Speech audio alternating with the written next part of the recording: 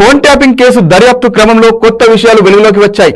Special intelligence branch మాజీ chief Prabhakar Rao ప్రధాన నిందితుడిగా ఉన్న ఈ కుట్రలో నవీన్ రావుకు భాగం ఉన్నట్లు దర్యాప్తు అధికారులు గుర్తించారు.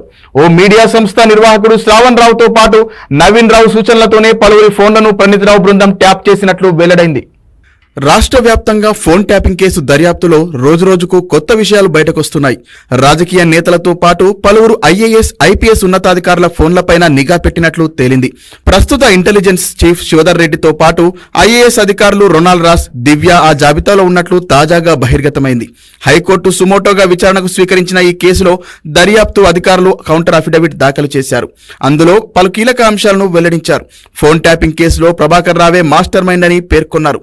ఈ కేసులో ఇంకా చాలా దర్యాప్తు చేయాల్సి ఉందని, అందుకు విదేశాల్లో ఉన్న ప్రభాకర్ రావు, శ్రావణ్ రావులను విచారించడం కీలకమని న్యాయస్థానానికి విన్నవించారు. ఇంటర్పోల్ బ్లూ నోటీస్ ద్వారా వారిద్దరిని భారత్కు తీసుకొచ్చేందుకు ప్రయత్నిస్తున్నామని తెలిపారు. నాన్ బెయిలబుల్ వారెంట్లు జారీ అయిన ప్రభాకర్ రావు, శ్రావణ్ రావుల పాస్పోర్ట్లను జప్తు చేయాలని రీజనల్ పాస్పోర్ట్ అథారిటీ దర్యాప్తు అధికారి ప్రతిపాదించినట్లు వెల్లడించారు. ఫోన్ ట్యాపింగ్ కు పాల్పడిన డాటాతో పాటు ఎస్ఐబికి సంబంధించిన 62 హార్డ్ డిస్క్లను నిందితులు ధ్వంసం చేసి కీలక సమాచారాన్ని నాశనం చేశారని పేర్కొన్నారు. ఎస్ఐబిలోని క్యాట్, యూఎఫ్ టీంల సమాచారాన్ని తొలగించారని తెలిపారు. కన్వర్జన్ ఇన్నోవేషన్ ల్యాబ్స్ ప్రతినిధులు గతంలో సమకూర్చిన 3 సర్వర్లను, 5 యాపిల్ హార్డ్ డిస్క్లను ఆ సంస్థ ప్రతినిధులే వచ్చి తొలగించారన్నారు. మావోయిస్టు సంబంధ సమాచారాన్ని ధ్వంసం చేయడం ద్వారా దేశ అంతర్గత భద్రతకు నష్టం కలిగించారని ఆరోపించారు.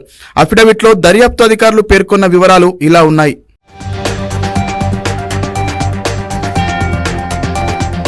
కేటీఆర్, ఎమ్మెల్సీ నవీన్ రావు తదితర బీఆర్ఎస్ నేతల ఆదేశాల మేరకు సైబరాబాద్ పోలీసులపై ప్రభాకర్ రావు ఒత్తిడి తెచ్చి సారనాల శ్రీధర్ రావుపై క్రిమినల్ కేసులు పెట్టించారు. ప్రస్తుత సీఎం రేవంత్ రెడ్డితో పాటు ఆయన కుటుంబ సభ్యులు, సన్నిహితుల సంభాషణలను ప్రణీత్ బృందం ఇంటర్సెప్ట్ చేసింది.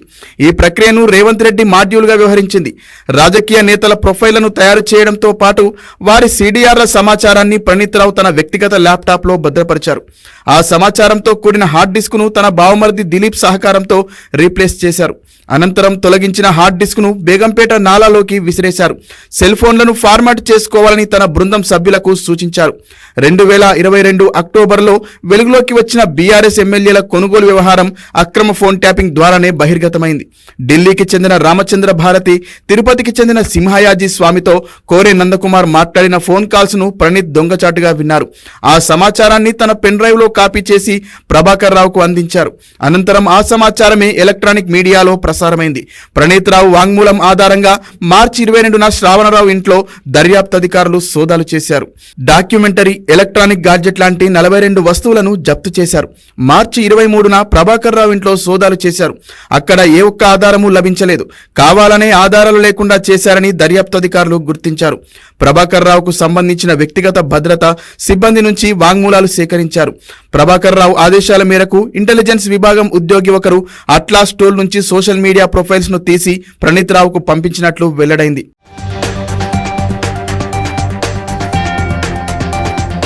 ప్రభాకర్ రావు ఎస్ఐబి చీఫ్ గా పనిచేసి 2020 జూన్ 30న పదవి విరమణ పొందారు.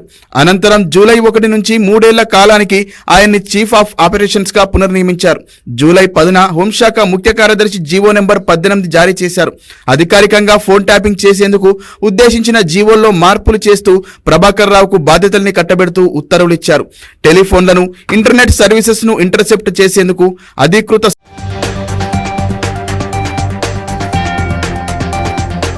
ఐజీ స్థానంలో చీఫ్ ఆఫ్ ఆపరేషన్స్ హోదాలో ప్రభాకర్ రావును నియమించడంపై జూలై 20న డిఓటీ డైరెక్టర్ జనరల్ అభ్యంతరం వ్యక్తం చేశారు. మరుసటి రోజే డిఓటీ డీజీకి తెలంగాణ ఇంటెలిజెన్స్ అప్పటి ఐజీ ప్రత్యుత్తరం ఇచ్చారు. ఐజీ హోదాలోని విరమణ పొంది పునర్నియామకం పొందినందువల్లే ప్రభాకర్ రావును అధికృత సంతకందారుడిగా నియమించినట్లు వెల్లడించారు. అదే నెల 22న డిఓటీ సహా అందరూ టెలికాం సర్వీస్ ప్రొవైడర్లు, ఇంటర్నెట్ సర్వీస్ ప్రొవైడర్లకు అప్పటి హోంశాఖ కార్యదర్శి లేఖలు రాశారు.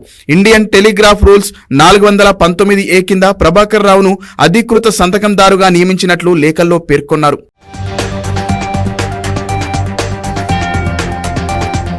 ప్రణీత్ రావు బృందం Anumula Revanth Reddy, Anumula Kondal Reddy, Anumula Tirupati Reddy, Vinay Reddy, Uttam Kumar Reddy, Ponguleti Srinivas Reddy, Etela Rajender, Etela Nitin, Dharmapuri Arvind, Shivadhar Reddy, A R Srinivas, Raghavender Reddy, M Ramesh Reddy, Ronald Ross, Divya, Shashank, Tatineni, Sunil Reddy, Chiluka Rajender Reddy, K Venkataramanareddy, Narendranath Chowdary, Teenmar Mallanna, Maheshwar Reddy, AMR Infra, Veeramalla Satyam, Megha Srinivasareddy, Mynampally Rohit, PD కృష్ణకిషోర్ల సీడీఆర్లను, ఐపీడీఆర్లను సేకరించారు.